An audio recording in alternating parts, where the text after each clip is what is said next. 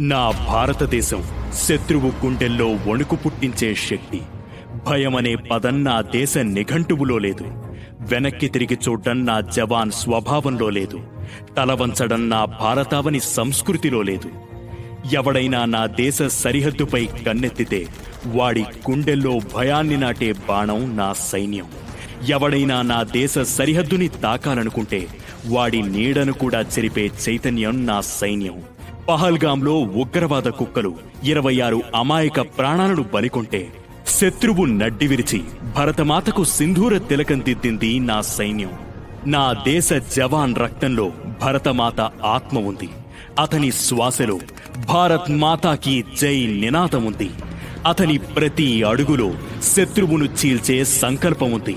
ఓ భారత జవాన్, దేశానికి కాపలాగా మీరు మా కోసం చేస్తున్న ఈ సేవ మేము ఎన్నటికీ మరువం. జై హింద్.